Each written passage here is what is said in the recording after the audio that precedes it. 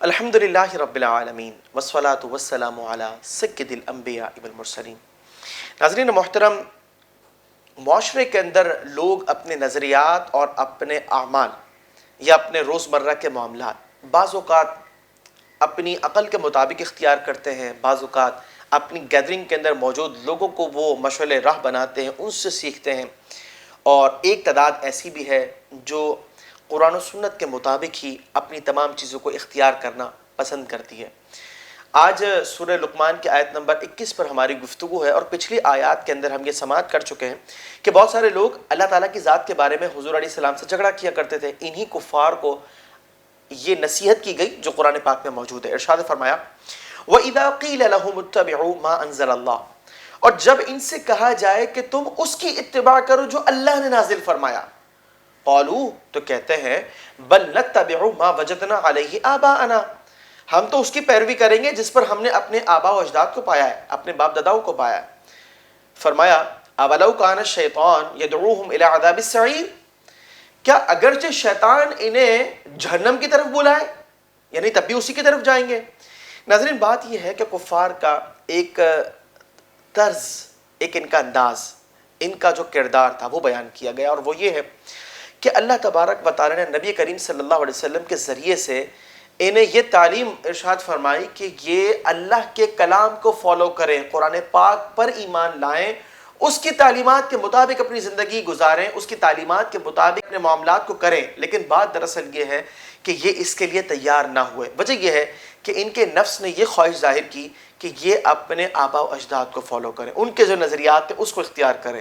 ان کے آبا و اجداد کعبۃ اللہ کے اندر برہنہ طواف کیا کرتے تھے، لوٹ مار ان کا جو ہے وہ روزگار تھا، تو قرآن پاک کی طرف مائل کرنے کے حوالے سے ان کو دعوت دی گئی، لیکن انہوں نے اس کو جھٹلایا، نظر انداز کیا، اور اپنی نفس کی خواہش کے مطابق اپنے آبا و اجداد کی تعلیمات کو انہوں نے فالو کرنے کے اندر اپنی پسندیدگی ظاہر کی۔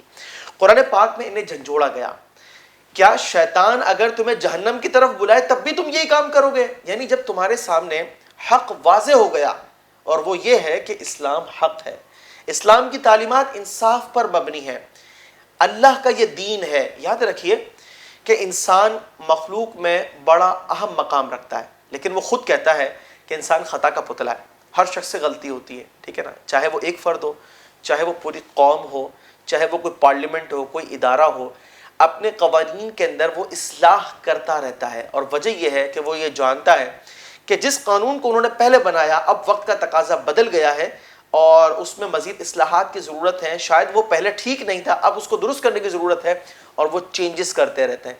لیکن یاد رکھیے کہ اللہ کے کلام کا یہ معاملہ نہیں ہے، بلکہ مالک حقیقی کا کلام تو وہ ہے کہ اس کے اندر جو فیصلہ فرما دیا گیا، جو حکم بتا دیا گیا، وہ ہر زمانے کے ہر طبقے کے ساتھ ہے، اور وہ 100% درست ہے۔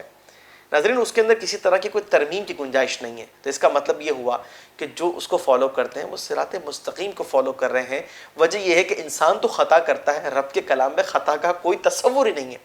تو بات یہ ہے کہ جب انہیں یہ کہا گیا تم اس پر ایمان لاؤ، تو انہوں نے بجائے اس پر ایمان لانے کے اپنی نفسانی خواہشات کو ترجیح دی۔ ناظرین، آج امت مسلمہ کے اندر بھی یہ چیز پائی جاتی ہے۔ وہ کیسے؟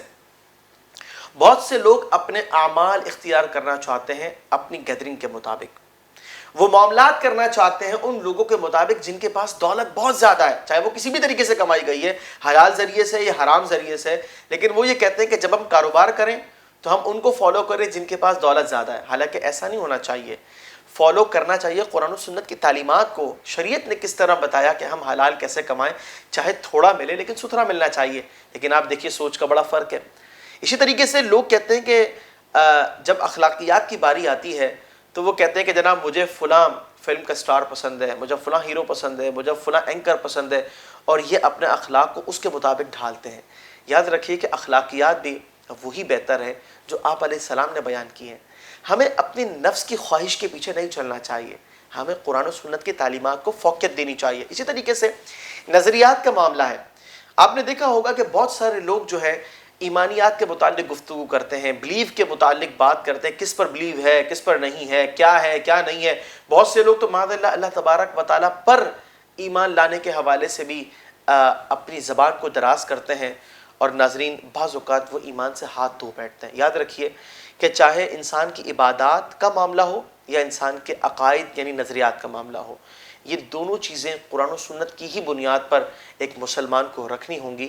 ہمارے پاس یہ آپشن نہیں ہے کہ جو ہمیں سمجھ میں آتا ہے یا ہم جس سوسائٹی میں رہتے ہیں، جس طرح کا دیس ہے اسی طرح کا بھیس ہم بدل لیں۔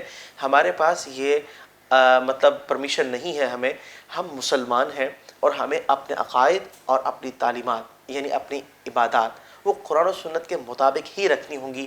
اسی کے اندر ہماری کامیابی اور یہی صراط مستقیم ہے۔ ہم اللہ تعالیٰ کی بارگاہ میں دعا کرتے ہیں کہ رب کریم ہمارے دل کو قرآن و سنت کی تعلیمات سے جوڑ دے، ہم اسی کو فالو کریں، اسی کو پسند کریں، اسی کو اختیار کریں، اسی کو سیکھیں اور اسی کو اپنائیں اور اسی کی تعلیمات کو عام کریں، تو یقیناً اللہ تعالیٰ کی رضا دنیا کے اندر بھی اور آخرت کے اندر بھی ہمارا مقدر ہوگی۔ خلق السحاب وخلق الماء خلق الشمس في الفضاء سبحان خالق